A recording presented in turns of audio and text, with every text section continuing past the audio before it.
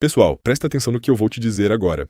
Se ainda existia alguém achando que essa história de ditadura do judiciário era exagero, acabou. Hoje caiu a última máscara. Ministros do STF já estariam dando como praticamente certa a prisão da jornalista Malu Gaspar. Sim, você ouviu certo. E aqui está a parte mais irônica de tudo. Enquanto o ministro Alexandre de Moraes apertava o cerco contra a direita, especialmente contra bolsonaristas, grande parte da imprensa aplaudia, chamava de defesa da democracia. Dizia que era necessário, que era contra fake news, que era para proteger as instituições. Agora o jogo virou. O monstro que muitos ajudaram a fortalecer começa a olhar para os próprios aliados. E aí o discurso muda. A indignação aparece, o medo surge. Eu vou colocar agora a notícia sobre essa possível prisão. E na sequência, um comentário feito hoje pela própria Malu Gaspar. E aqui eu preciso reconhecer, ela não se intimidou. Pelo contrário, dobrou a aposta. Continuou expondo aquilo que considera abusos de poder. O BAT publicou ontem essa informação que diz: Janaína Pascoal teme por eventual prisão de Malu Gaspar pela Polícia Federal. Diz o seguinte a matéria: a Janaína Pascoal comentou as especulações sobre uma possível prisão da jornalista Malu Gaspar após reportagem do Metrópolis apontar que o ministro Alexandre de Moraes estaria decidido a reagir com firmeza ao que considera ataques ao Supremo Tribunal Federal desde o caso Master. Nós falamos sobre isso aqui ao longo dessa semana. Segundo a publicação, o ministro próximo de Moraes afirmou que o magistrado pretende ir para cima dos responsáveis por vazamentos de informações, incluindo possíveis envolvidos no setor financeiro, no executivo e até na grande mídia. O caso é investigado pela Polícia Federal no inquérito das fake news a mando de Alexandre de Moraes. Diante da hipótese de medidas mais duras contra jornalistas, Janaína afirmou que seria difícil explicar ao mundo uma eventual prisão de Malu Gaspar, que foi a responsável por divulgar as polêmicas sobre Alexandre de Moraes e Dias Toffoli no jornal O Globo. Então, o cerne da questão é essa, possível prisão de jornalistas, não só da Malu Gaspar, de outros também, porque há aquela informação do Metrópolis. Nós falamos ontem aqui que o Moraes está com sangue nos olhos,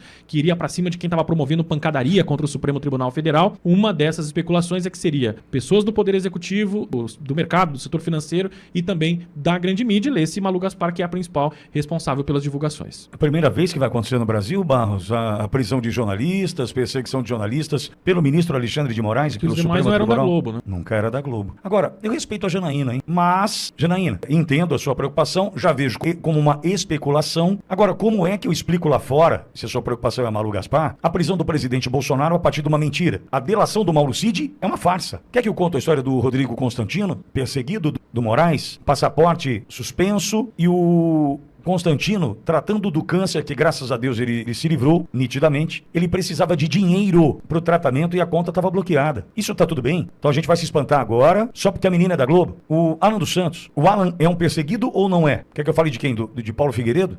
Quer que eu trate de Adriano Castro, de Red Pill, o primeiro asilado político na Polônia, que fugiu do Brasil porque fez uma live transmitindo o 8 de janeiro? Eu gostaria de ver a mesma indignação com tudo que já aconteceu no Brasil, com tudo que nós já vivemos nesse mesmo país. Exemplos não faltam. A gente tem uma deputada hoje, já entregou o mandato, presa na Itália, perseguida. Nós temos hoje 2 deputados nos Estados Unidos perseguidos. Aí nós temos o filho do Lula, o Lulinha, numa boa na Espanha. Tá tudo bem. Vai ficar indignado agora?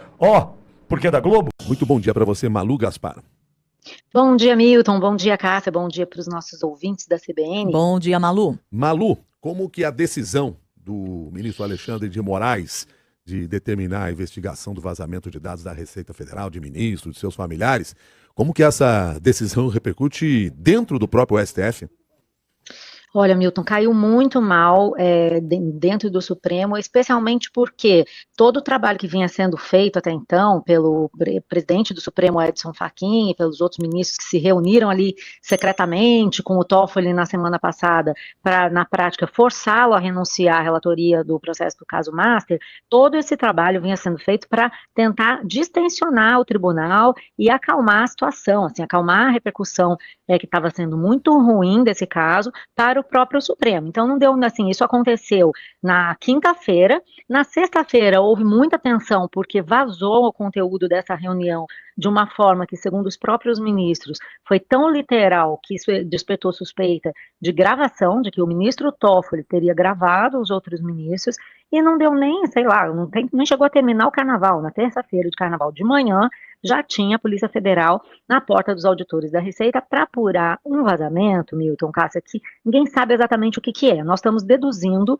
que o que o ministro Alexandre de Moraes está querendo é apurar a origem dos vazamentos de informação que levaram às nossas matérias, a minha, no caso, do Lauro Jardim, sobre o caso Master. Mas isso o ministro não diz, né? O ministro, quando manda fazer um levantamento sobre vazamentos, na nota oficial que o Supremo divulgou, ele fala em uma coisa assim, vazamento indevido de dados com suspeitas difusas e de difícil dissipação, usando termos propositalmente vagos, porque ele não quer dizer qual é a suspeita. Por quê? Porque existe um problema, e esse problema caiu muito mal no Supremo, que é o seguinte: se havia uma suspeita só sobre ele, porque só sobre os dados dele, da mulher dele e do escritório da mulher dele, por que então ele pediu que a Receita verificasse dados de mais de 100 pessoas? Né, seriam 100 pessoas, grosso modo, entre ministros e parentes dos ministros.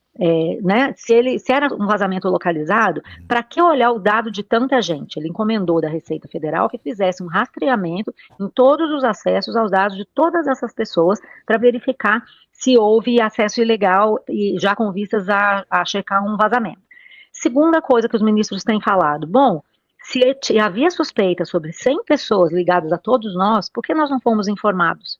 De onde que o Alexandre de Moraes achou que ele poderia colocar no inquérito das fake news, que é um inquérito aberto em 2019, com outra finalidade, um levantamento tão amplo sobre nós?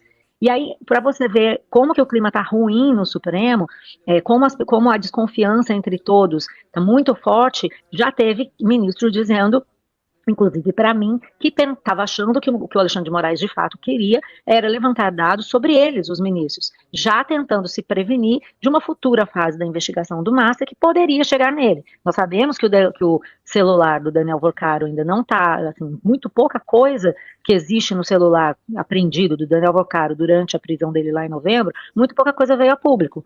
E a gente sabe que tem menções ao Alexandre de Moraes. E ele também sabe. Então, dentro do Supremo, há uma desconfiança também de que toda essa ação possa servir para prevenir alguma ofensiva sobre o próprio Moraes e mais, como cortina de fumaça para o que de fato tem que ser discutido, que são o contrato da mulher dele, que até hoje não explicou, e a questão do ministro Dias Toffoli, que também, assim, se afastou do processo. Mas e as relações dele com o Vorcaro? E o pagamento de 35 milhões de reais pela participação no resort, que até outro dia ele nem assumia que era dele? Então tem muita coisa estranha envolvendo o Supremo com o Master e o Daniel Vorcaro que precisa ser apurada. Mas o que eles estão fazendo agora é se auto-atacar, porque o ministro Alexandre de Moraes tomou uma atitude à revelia de todos os outros e está sendo apoiado por um lado, né, internamente pelos ministros que costumam apoiá-lo, segui-lo nas decisões, mas cada vez mais a gente detecta um incômodo entre mais e mais ministros. Ontem, falando com alguns deles, a informação que eu recebi é que foi unânime esse desconforto com o fato de ninguém ter sido avisado.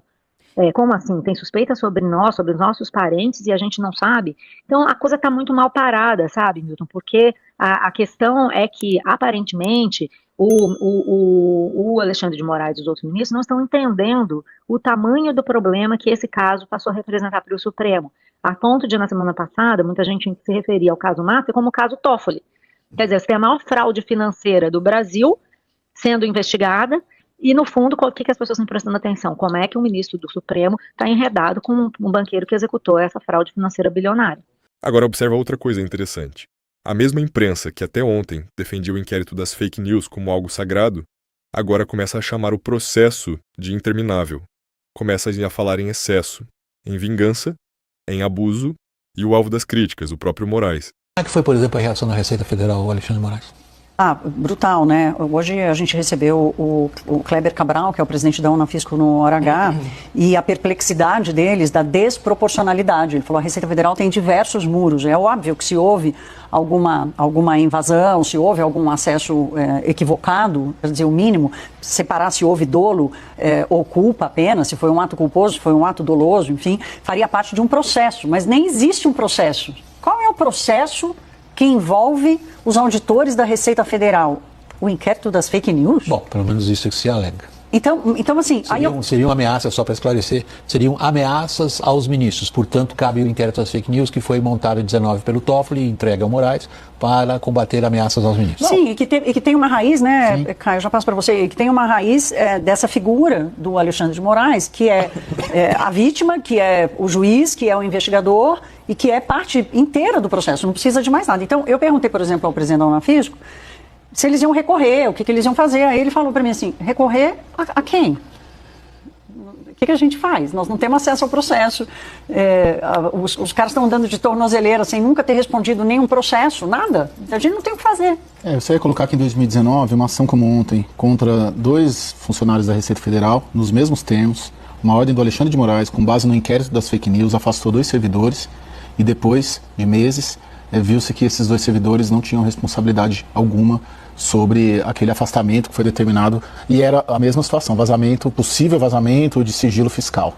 Um dos servidores, pelo que me falaram hoje, morreu, né, pegou uma depressão depois, veio a pandemia e morreu na pandemia, um desses 2 que foram afastados, e eles estão fazendo muita ligação dessa mesma ordem, dentro do inquérito das fake news, sim, com a mesma acusação do Alexandre de Moraes em 2019, com o que aconteceu hoje. Seriam casos muito parelhos e que lá atrás não deram em nada. A Receita foi obrigada a readmiti-los. O ministro Alexandre de Moraes, sem ter competência, atenção, sem ter competência, sem ser juiz natural, porque vítimas não possuem foro privilegiado, e dos 4 suspeitos de ingresso e quebra de sigilo ilegal e vazamento de 4 suspeitos, nenhum tem foro privilegiado, o Moraes mandou investigá-los. São pessoas da Receita Federal. Então, sem competência, sem atribuição, embora exista um crime de violação de sigilo financeiro e funcional, existe crime, atenção, existe crime, só que o Moraes não é competente. Então isso mostra o quê? Vingança.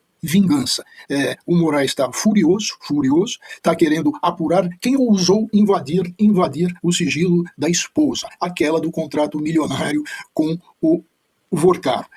Veja que esse quadro fica patético. Eu até lembrei, Josias Sakamoto e prezada Fabiola, eu até lembrei uma obra de 1516 chamada Orlando Furioso.